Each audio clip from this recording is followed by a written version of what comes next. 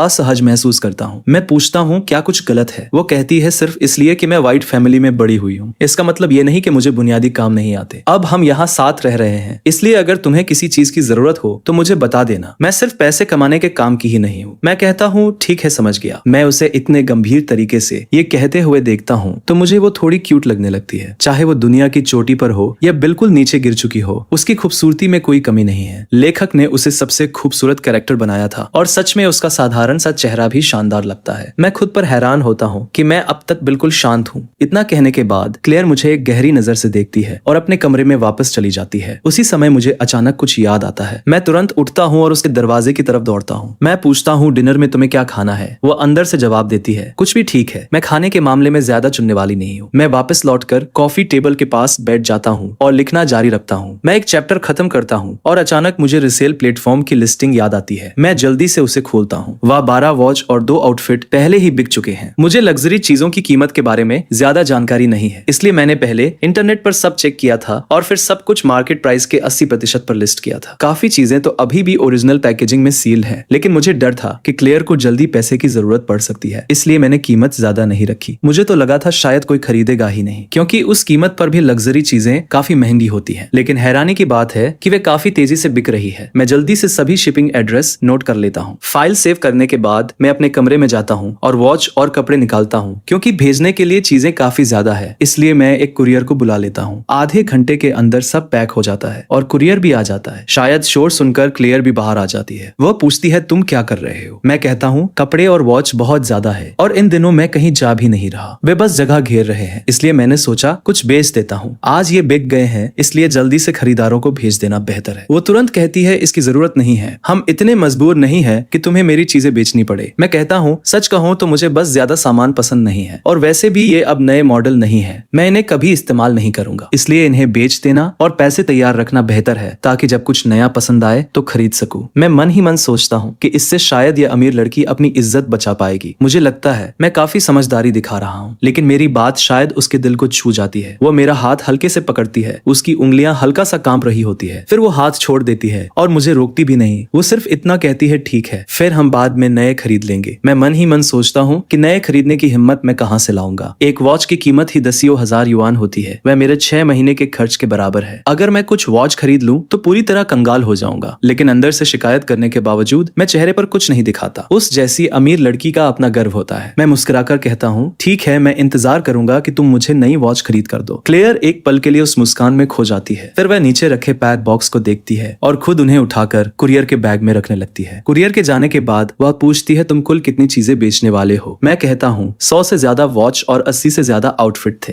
करीब 70 वॉच अभी भी सील्ड है, इसलिए मैं उन्हें बेच रहा हूँ। बाकी में से मैं लगभग 10% रखूंगा और करीब 40 बेच दूंगा। कपड़ों में से करीब 30 रखूंगा और बाकी बेच दूंगा। मुझे लगा था शायद क्लेयर मुझे रोक देगी, लेकिन वो बस सिर हिलाती है और कुछ नहीं कहती। वो एक सेब उठाती है, सोफे पर बैठती है और उसे छीलने लगती है। मैं समझ नहीं पाता कि वो क्या सोच रही है। मुझे नहीं पता कि जो मैं कर रहा हूँ उससे उसकी इज्जत को ठेस लग रही है या नहीं, लेकिन जीना ज्यादा जरूरी है और अगर उसे बुरा भी लग रहा है तो भी हमारे पास कोई और रास्ता नहीं है। मैंने सुबह ही पता किया था कि इस दुनिया में प्रॉपर्टी की कीमतें अभी उतनी नहीं बढ़ी है जितनी आगे बढ़ने वाली है। मुझे नहीं पता क्लेयर की आगे की योजना क्या है और क्या वह सच में वापसी कर पाएगी, लेकिन जो भी हो मुझे सबसे पहले अपना घर खरीदने का तरीका ढूंढना होगा। जब वॉच और कपड़े बिक जाएंगे तो मेरे पास डाउन पेमेंट के लिए काफी पैसा होगा। उसके बाद मैं बाकी पैसे क्लेयर को दे दूंगा और धीरे धीरे खुद ही लोन चुकाऊंगा। इस तरह अगर वो कभी वापसी नहीं भी कर पाई तो कम से कम हमारे सिर पर छत तो होगी। मैं इन सब बातों के बारे में सोचते हुए लैपटॉप की स्क्रीन को घूरता रहता हूँ और तभी अचानक मेरे सामने एक छिला हुआ सेब आ जाता है। सबसे पहले उसकी मीठी खुशबू मुझे महसूस होती है। है। उसका छिलका बिल्कुल बराबर उतारा गया है। मैं अनजाने में निगल जाता हूँ। क्लेयर उसे मेरी तरफ बढ़ा रही है। वह कहती है, यह तुम्हारे लिए है। मैं सच में हैरान हो जाता हूँ। ओरिजिनल स्टोरी में क्लेयर कभी पुरुषों के करीब नहीं जाती थी और उनके लिए उसके पास बिल्कुल धैर्य नहीं था, लेकिन अभी वो मेरे लिए सेब छील रही है और इतनी खूबसूरती से। ये सच में हैरान करने वाली बात है। मैं जल्दी से सेब ले लेता हूँ और कहता हूँ, ये कोई बड़ी बात नहीं है। आखिर ये सेब भी तो तुम्हारे ही पैसों से खरीदा गया था। तब जब मैं तुम्हारे पैसे खर्च करता था तब भी तुमने कभी शिकायत नहीं की। इसके लिए मैं पहले से ही तुम्हारा आभारी हूँ। क्लेयर ये सुनकर हल्का सा हंस देती है। आमतौर पर उसके चेहरे पर हमेशा एक शांत और दूरी बनाए रखने वाला भाव रहता है। वह बिल्कुल ठंडी नहीं लगती, लेकिन ऐसा भी नहीं लगता कि कोई आसानी से उसके करीब जा सके। लेकिन अब वो हंस रही है और मैं पूरी तरह जड़ हो जाता हूँ। कोई इंसान इतना खूबसूरत कैसे हो सकता है। वो कहती है, चिंता मत करो, जब समय आएगा तब मैं तुम्हें बहुत सारी नई वॉच खरीद कर दूंगी। मैं अनजाने में सिर हिला देता हूँ। फिर मुझे एहसास होता है कि मैं थोड़ा घबरा गया हूँ और अजीब तरह से शर्म भी महसूस कर रहा हूँ। मैं कहता हूँ, मुझे पता है तुम जरूर वापसी करोगी। आराम से समय लो, मैं उन वॉच का इंतजार करूंगा। चलो, तुम्हारे बस की बात है। क्लेयर उठती है और उसके चेहरे पर हल्की मुस्कान अभी भी बनी रहती है। फिर वो अपने कमरे की तरफ वापस चली जाती है। मेरी नजरों से दूर जाते ही उसकी आंखों में हल्की सी शरारती चमक दिखाई देती है। उस दोपहर में लगातार मेहनत करता हूँ और 10,000 से ज्यादा शब्द लिख देता हूँ। डिनर साधारण और आराम से हो जाता है और उसके बाद हम दोनों फिर अपने अपने काम में लग जाते हैं। मैं आधी रात तक जागता हूँ और कुल मिलाकर 20,000 शब्द पूरे कर लेता हूँ। अगली सुबह ब्रेकफास्ट के बाद क्लेयर बाहर चली जाती है और मैं ये पता लगाने लगता हूँ कि अपनी मैन्यूस्क्रिप्ट कैसे सबमिट करनी है। मैं रिसेल प्लेटफॉर्म भी चेक करता हूँ। 8 और वॉच और एक और आउटफिट बिक चुके हैं। मुझे ऐसा लगता है जैसे पैसे सीधे मेरे अकाउंट में बरस रहे हो और मेरा मूड काफी अच्छा हो जाता है। मैं अभी मैन्यूस्क्रिप्ट को व्यवस्थित करके सबमिट ही करता हूँ कि तभी दरवाजे पर दस्तक होती है। मैं पूछता हूँ, कौन है? मैं दरवाजा खोलने के लिए उठता हूँ। बाहर से एक आदमी की आवाज आती है। वो कहता है, मैं हूँ मार्क्स जेम्स। Marks James. मैं दरवाजे की तरफ चलते हुए दिमाग पर जोर डालता हूँ, लेकिन ये नाम मुझे बिल्कुल याद नहीं आता। मैं दरवाजा खोलता हूँ। दरवाजे के बाहर एक आदमी खड़ा है जिसके चेहरे पर एक अलग ही तरह की स्मार्टनेस है। जैसे ही वह मुझे देखता है, वो सिर से पांव तक मुझे ध्यान से देखने लगता है। मुझे ये बहुत असहज लगता है। वो कहता है, क्या तुम मुझे अंदर आने के लिए नहीं कहोगे? इतना कहते ही वो खुद ही अंदर आने के लिए कदम बढ़ा देता है। मुझे अभी भी नहीं पता कि यह आदमी कौन है, इसलिए मैं दरवाजे के सामने खड़ा हो जाता हूँ। मैं पूछता हूँ, तुम किससे मिलने आए हो? अगर तुम एथन हो तो मैं तुमसे ही मिलने आया हूँ। वह मुझे थोड़ा किनारे करके अंदर आ जाता है। फिर वह पूछता है, क्लेयर अभी घर पर नहीं है ना? अब जब वो अंदर आ ही गया है तो उसे बाहर निकालना बदतमीजी होती, इसलिए मैं दरवाजा बंद कर देता हूँ और उसे एक कप चाय देता हूँ। मैं कहता हूँ, वो घर पर नहीं है। वो आज सुबह ही जल्दी निकल गई थी। क्या तुम्हें मुझसे कोई काम है? वो कहता है, हाँ बिल्कुल है। सच कहूँ तो तुम्हारा चेहरा बुरा नहीं है, लेकिन तुम्हारे पास ना कोई बैकग्राउंड है और ना ही कोई काबिलियत। क्लेयर जैसी लड़की का तुमसे शादी करना उसके स्तर से बहुत नीचे की बात है। मुझे पता है कि ओल्ड मास्टर वाइट तुम्हारे परिवार पर कोई एहसान चुकाना चाहते थे, इसलिए उन्होंने क्लेयर की शादी तुमसे करवा दी। लेकिन इतने सालों में तुमने उसके लिए कुछ भी नहीं किया। तुमने बस उसके पैसे खर्च किए और मजे किए। क्या तुम्हें अपने ऊपर शर्म नहीं आती? मैं पूछता हूँ, क्या मैं जान सकता हूँ कि तुम्हारा क्लेयर से क्या रिश्ता है? वो कहता है, क्लेयर और मैं बचपन से साथ बड़े हुए हैं। हम दोनों बहुत करीब थे। अगर तुम बीच में नहीं आते तो शायद हम पहले ही साथ होते। मैं हंसते हुए कहता हूँ, अजीब बात है, मैंने उसे कभी तुम्हारे बारे में बात करते नहीं सुना। वो तुरंत कहता है, जाहिर है, क्या क्लेयर तुम्हारे सामने ऐसी बातें करेगी? सच ये है कि क्लेयर शायद ओरिजिनल एथन के सामने ये बात नहीं करती। वे दोनों कभी करीब नहीं थे और वो बेवजह झगड़ा करने वाली भी नहीं है। मैं सिर हिलाता हूँ और पूछता हूँ, तो असल में तुम मुझसे क्या चाहते हो? वो कहता है, क्लेयर को अभी मदद की जरूरत है और तुम उसके लिए बस एक बोझ हो। मेरे पिता ने कहा है कि अगर क्लेयर और मेरी शादी हो जाए तो वो उसे फिर से सब कुछ खड़ा करने में मदद करेंगे, इसलिए तुम्हें उससे तलाक लेना होगा। मैं शांत होकर कहता हूँ, अगर क्लेयर मुझे तलाक देना चाहती है तो वो खुद आकर मुझसे कह सकती है। उसे तुम्हें बीच में भेजने की जरूरत क्यों है? मैं उससे चिपक कर रहने वाला नहीं हूँ। जब तक ये सिर्फ तुम्हारा खुद का आइडिया नहीं है। वह कहता है, क्लेयर खुद कभी इतनी बेइज्जती वाली बात नहीं कहेगी, इसलिए तुम्हें ही समझना चाहिए और खुद पहल करनी चाहिए। तुमने इतने साल उसके पैसे खर्च किए और कभी उसकी मदद नहीं की, फिर भी उसने कभी तुम्हारी जिंदगी मुश्किल नहीं बनाई। अब जब वो परेशानी में है तो तुम ज्यादा मदद नहीं कर सकते। ठीक है, कम से कम उसे नीचे मत खींचो। तुम तलाक की बात उठाओ और वो उसे शांति से स्वीकार कर लेगी। इस तरह सबकी इज्जत बची रहेगी। मैं पूछता हूँ, क्या ये सच में क्लेयर चाहती है? वो कहता है, यह मैं चाहता हूँ। क्या तुम समझते नहीं? क्लेयर ऐसी बात खुद नहीं कहेगी, इसलिए हमें उसकी मदद के लिए आगे आना होगा। तुम उसे तलाक दो, मैं उससे शादी करूंगा और फिर वह मेरे पिता की मदद स्वीकार कर सकेगी। मैं कहता हूँ, अगर क्लेयर खुद ऐसा चाहती तो मैं बिना एक शब्द कहे तुरंत तलाक मान लेता, लेकिन तुम कह रहे हो कि ये तुम्हारा आइडिया है। तो मुझे बताओ, क्या क्लेयर और तुम पहले कभी साथ थे? क्या वो तुमसे प्यार करती थी? मार्क्स अचानक चुप हो जाता है और उसके हाथ में पकड़ा कब बीच में ही रुक जाता है। वो कहता है, इसका इससे कोई संबंध नहीं है। क्लेयर अपनी भावनाएं व्यक्त करने में अच्छी नहीं है और उसे तुम भी पसंद नहीं हो। मैं उसकी मदद कर सकता हूँ, तुम सिर्फ उसे पीछे खींच सकते हो। मैं उसके लिए तुमसे 100 गुना बेहतर हूँ। मैं सिर हिलाकर कहता हूँ, तुम गलत हो सकता है मैं उसे तुम जितना अच्छी तरह ना जानता हूँ, लेकिन मुझे पूरा भरोसा है कि वह इतनी आसानी से तुम्हारे पिता की मदद स्वीकार नहीं करेगी, खासकर तब जब उसकी कीमत तुमसे शादी करना हो। तुम्हें लगता है कि अपने पिता को उसे सपोर्ट करने के लिए मनाना उसके लिए एक एहसान है, लेकिन तुमने ये नहीं सोचा कि इसकी कीमत उसे क्या चुकानी पड़ेगी। अगर वो तुम्हारे पिता के सहारे फिर से खड़ी होती है तो उसकी प्रतिष्ठा का क्या होगा। लोग हमेशा यही कहेंगे कि वह शादी के सहारे आगे बढ़ी। मैं सच कहूं तो क्लेयर को बहुत अच्छी तरह नहीं जानता, लेकिन इस स्टोरी में जिस तरह उसका कैरेक्टर लिखा गया है उससे मुझे भरोसा है कि वह किसी का एहसान लेकर आगे बढ़ने वाली इंसान नहीं है। अगर वो झुक जाती तो उसे इतनी मुश्किलों का सामना ही नहीं करना पड़ता। ऐसी औरत अपनी वापसी के लिए अपनी शादी को सौदे की तरह इस्तेमाल नहीं करेगी, कम से कम अभी तो बिल्कुल नहीं। सच कहूं तो मुझे क्लेयर से तलाक लेने में कोई समस्या नहीं है, लेकिन मैं किसी के दबाव में ऐसा नहीं करूंगा। मैं साफ कह देता हूं, क्लेयर जो फैसला करेगी मैं उसका पूरा सम्मान करूंगा। यह सुनकर मार्कस का चेहरा गुस्से से भर जाता है। वो जोर से बोल पड़ता है, तुम बस उससे चिपके रहना चाहते हो। तुम कितने स्वार्थी हो सकते हो। क्लेयर ने तुम्हारे लिए बहुत कुछ किया है। अब जब उसके पास फिर से खड़े होने का मौका आया है तब तुम ही उसके रास्ते में खड़े हो। तुम वाकई घिनौने इंसान हो। मैं शांत आवाज में कहता हूँ, मैंने तुमसे बहुत शालीनता से बात की है। तुम बिना बताए मेरे घर आ गए और इतनी बातें कह दी। कोई भी देखेगा तो यही सोचेगा कि तुम किसी और की शादी तोड़ने आए हो। हमारी शादी कब से किसी तीसरे का मामला बन गई। भले ही तुम्हारे इरादे क्लेयर के लिए अच्छे हों, लेकिन तुम्हें मुझसे आकर ये सब कहने का कोई अधिकार नहीं है। अगर तुम सच में उसकी मदद करना चाहते हो तो जाकर उससे बात करो। मैं उसके लिए फैसले नहीं कर सकता और मैं तलाक के खिलाफ लड़ाई भी नहीं करूंगा। कोई भी समझदार इंसान ये देख सकता है। अगर वो सच में तुम्हारी परवाह करती तो ओल्ड मास्टर व्हाइट के मुझे ढूंढने से पहले ही तुम दोनों साथ क्यों नहीं थे। अगर तुम दोनों के बीच सच में प्यार था तो तुम लोग पहले ही कपल क्यों नहीं बने। तुम बार बार कहते हो कि वो बेइज्जती वाली चीजें नहीं करेगी, लेकिन जो तुम अभी कर रहे हो वो उसी के नाम पर बेइज्जती वाली बात है और तुमने उसके लिए एक भी सही बात नहीं सोची। तुम्हें ये सब कहने का हक किसने दिया। मार्कस गुस्से में कहता है, तुम कुछ नहीं हो। तुम बस एक ऐसा आदमी हो जो उसकी खूबसूरती के सहारे उसके पैसे खर्च करता रहा है। तुम्हें क्या हक है। मैं शांत होकर कहता हूँ, मुझे हक इसलिए है क्योंकि कम से कम नाम के लिए ही सही मैं अभी भी उसका पति हूँ और जब तक ये सच है तब तक मुझे हर उस इंसान के खिलाफ बोलने का अधिकार है जो हमारी शादी में दखल देने की कोशिश करेगा। हाँ, मैंने उसके पैसे खर्च किए और कभी उसकी मदद नहीं की, लेकिन उसने खुद ऐसा होने दिया था। उससे इससे कोई परेशानी नहीं थी। तो फिर तुम्हें इतनी परेशानी क्यों हो रही है। अगर तुम उससे शादी करना चाहते हो तो जाकर उससे कहो। अगर वो मान जाएगी तो मैं बिना एक शब्द कहे तलाक के कागज पर साइन कर दूंगा, लेकिन तुम मेरे पास आकर ये बात कहो ये मैं कभी नहीं मानूंगा। मार्क्स गुस्से में अपना कप टेबल पर पटक देता है। वह कहता है, तुम्हें जरा भी शर्म नहीं है। मैं शांत होकर अपने कप को हाथ में घुमाता हूँ। मैं कहता हूँ, जो आदमी किसी और की शादी तोड़ने आया है उसे खुद जरा भी शर्म नहीं है, तो तुम्हें मुझे बेशर्म कहने का हक कहाँ से मिला। अगर तुम्हारा यही विचार है तो मुझे लगता है हमारी बात यहीं खत्म हो जाती है। आखिरकार तुम सिर्फ यही कह रहे हो कि मैं क्लेयर को तलाक देने से मना कर रहा हूँ। अगर तुम ऐसा ही समझना चाहते हो तो समझ लो, उसे अब पक्का पता चल गया था कि आज उसे जो चाहिए था वह मिलने वाला नहीं है। मार्क्स खड़ा होता है और गुस्से में बाहर निकल जाता है, लेकिन जाने से पहले वो मुड़कर आखिरी बात कहता है, बस इंतजार करो, क्लेयर जल्दी या देर से तुम्हें छोड़ ही देगी। दरवाजा जोर से बंद हो जाता है। मैं लंबी और शांत सांस छोड़ता हूँ। हीरोइन का लोगों को पसंद आना समझ में आता है, लेकिन क्या इस स्टोरी की विलन भी इतनी लोकप्रिय होनी जरूरी थी। अगर मेरा जमीर मुझे नहीं रोकता तो शायद मैं तलाक लेने के बारे में सच में सोचता, लेकिन ये बस एक पल का ख्याल था। मैं किसी और के शरीर में रहकर उसकी जिंदगी का फायदा नहीं उठा सकता। भले ही वह पैसा मैंने खर्च नहीं किया था, लेकिन अब तकनीकी रूप से वह मेरे ऊपर ही तो है। मैं ये सब सोचकर दिमाग से निकाल देता हूँ। फिर ब्राउजर खोलकर एड्रेस और डिटेल लिखता हूँ। उसके बाद अपने कमरे में जाकर बिक चुकी वॉच निकालता हूँ। सब कुछ ठीक से तैयार करने के बाद मैं कुरियर को कॉल करता हूँ। आज जो चीजें बिकी हैं उन्हें जल्दी भेजना जरूरी है। जब मैं हिसाब लगाता हूँ तो अब तक बिक चुकी चीजों की कीमत 2 मिलियन युआन से ज्यादा निकलती है। जैसे ही खरीदार सामान रिसीव करने की पुष्टि करेंगे उतना पैसा मेरे अकाउंट में आ जाएगा। जब मैं कुछ और चीजें बेच दूंगा तो मैं एक छोटा सा अपार्टमेंट खरीद सकता हूँ। डाउन पेमेंट देकर आखिरकार मैं भी घर के मालिकों की कतार में शामिल हो जाऊंगा। ये सोचकर ही मेरे अंदर ऊर्जा भर जाती है। अब मेरा लिखने का मन नहीं करता। मैं एक नया टैब खोलता हूँ और इस शहर की प्रॉपर्टी लिस्टिंग देखने लगता हूँ। अपना पहला घर मुझे बहुत सोच समझकर चुनना होगा। मैं कुछ देर तक देखता रहता हूँ और देखते देखते लगभग दोपहर हो जाती है। मुझे टैब बंद करने का भी समय नहीं मिलता। मैं जल्दी से किचन की तरफ भागता हूँ और खाना बनाना शुरू करता हूँ। क्लेयर ने सुबह जाते समय कहा था कि वो लंच के लिए घर आएगी। ये मेरी जिम्मेदारी है। मैं भविष्य के सपनों में इतना खो गया था कि समय का ध्यान ही नहीं रहा। आज लंच में मैं वॉन्टन बनाने वाला हूँ। उसकी फिलिंग मैंने सुबह ही तैयार कर ली थी और रैपर कल ही खरीद लिए थे। मेरे हाथ बहुत आसानी से चलते हैं, जैसे उन्हें इसकी आदत हो। हर पीस बनाने में बस कुछ सेकंड लगते हैं और थोड़ी देर में मैं 20 से ज्यादा वॉन्टन बना देता हूँ। मैं अभी भी उन्हें बना ही रहा होता हूँ जब क्लेयर घर लौट आती है। मैं ऊपर देखे बिना कहता हूँ, तुम वापस आ गई। वह पूछती है, तुम क्या कर रहे हो। क्लेयर दरवाजे पर खड़ी होती है और मेरे हाथों को तेजी से चलते हुए देखती है, लेकिन उसे साफ नहीं दिखता कि मैं क्या बना रहा हूँ। इसलिए वो पूछती है, क्या तुम वॉन्टन बना रहे हो। मैं कहता हूँ, हाँ, आज लंच में यही होगा। मैं इसके साथ थोड़ा फ्लैट ब्रेड भी बनाऊंगा ताकि हमें पेट भरने की चिंता न करनी पड़े। मैं ये ऐसे कहता हूँ जैसे ये बिल्कुल सामान्य बात हो, लेकिन शुरुआत से वॉन्टन बनाना और साथ में फ्लैट ब्रेड बनाना आम कुक के लिए आसान नहीं होता। क्लेयर के मन में फिर से हल्का शक उठता है, लेकिन जब वो मुझे शांत होकर आत्मविश्वास के साथ काम करते देखती है तो उसे कुछ पूछने का मन नहीं करता। फिर वो अचानक कहती है, सच कहूं तो मुझे इन्हें खाए काफी समय हो गया है। ये शब्द उसके मुंह से अनजाने में निकल जाते हैं। फिर उसे थोड़ा अजीब लगता है और वो तुरंत चुप हो जाती है।